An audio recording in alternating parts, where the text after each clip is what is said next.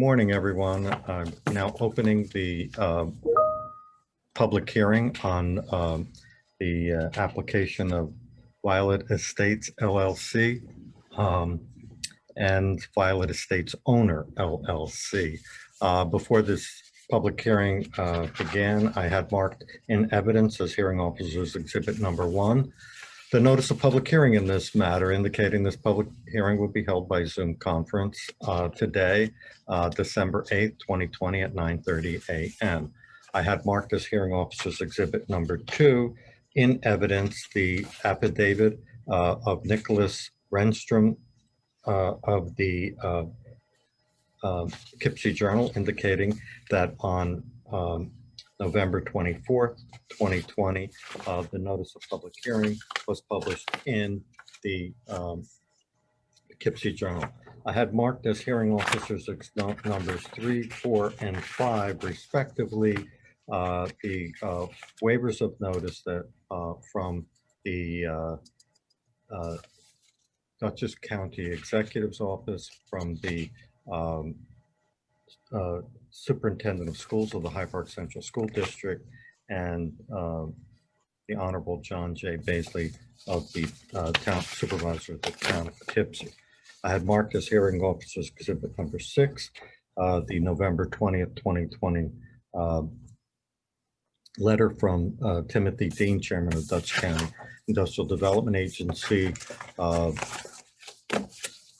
appointing me as the hearing officer in this matter. And so now I will open this up for discussion.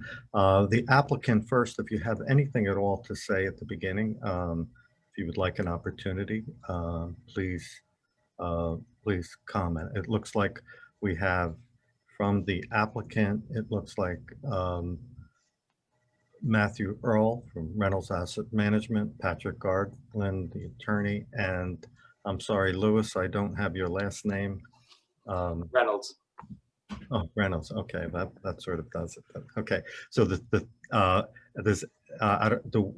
would one or any of you like to speak in this particular matter? I can speak, and if needed, Matthew can also jump in. Okay, so would you like to make a short presentation as to what this project's about, if you'd like? Sure. Yes, sure. This project is a 55 and older apartment community. It's based in the town of Poughkeepsie. It's going to be comprised of 6 individual buildings, 2 with elevators, 2 without. 4 without, and we're catering to a 55+ community strictly.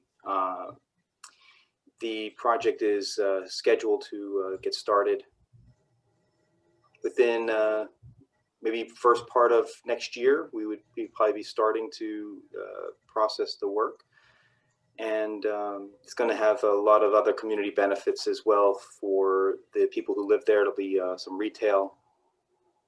There'll be about 8,000 square feet of retail, which will be street frontage on Violet Avenue, and the expectation for that is we will have personal service retail type establishments, hair salons, nail salons, maybe a deli or a coffee shop, something along those lines. And the project is going to, that's about it. That's the short end of it. If you'd like to know anything more, just please let me know. Thank you. Mr. Earl or Mr. Gartland, would either of you like to add anything? I have nothing to add. No, I have nothing to add as well. Okay, fine. Mr. Beretta, would you like to speak?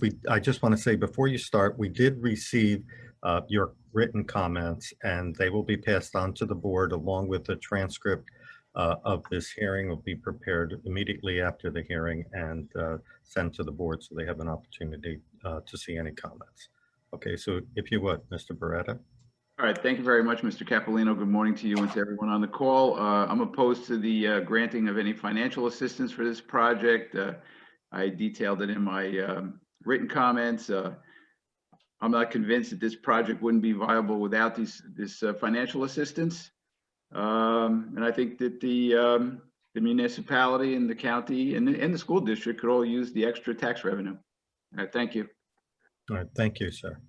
All right, Doreen Tignanelli, would you like to add anything? Yes, Mr. Capolino, I just submitted written comments myself. So I'm also opposed to the issuance of financial assistance to this project. I don't believe it's needed. Project's likely to be profitable without assistance. There's a low apartment vacancy rate in the county. And even the 2019 Dutchess County rental housing survey prepared by Dutchess County Planning notes that the low vacancy rate for apartment rentals benefits landlords. At the May 6, 2020 Poughkeepsie Town Board meeting, Mr. Reynolds told the board that he needed the tax break due to rapidly increasing construction costs. And he attributed this to the fact that construction workers would rather stay home on unemployment than come back to the job.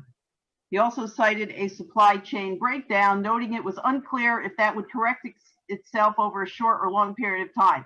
So the developer is asking for a long-term tax break for a supposed problem that could correct itself in the short term.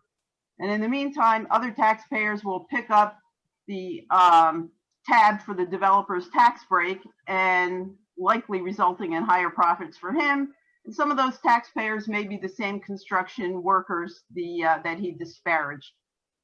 And again, job creation numbers promised by applicants often fail to materialize or are inaccurately reported, as noted by the Dutchess County Comptroller's findings in the September 2018 audit of the LDC and the IDA.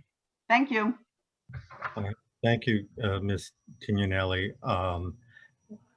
And does anyone else have anything to say? With that, if there's nothing further, I will, Ms. Tignanelli, I do want to add that your written comments, if they are received, will be, I don't know, Sarah, if you've received those yet, but if you have, we'll be sure to send those on to the board along with the written transcript containing your comments as well. Okay. All right. With that, I will now close the public hearing. Thank you, everyone, for your attendance. Appreciate it. It's 9:38 a.m. Thank you. Thank you. Thank you.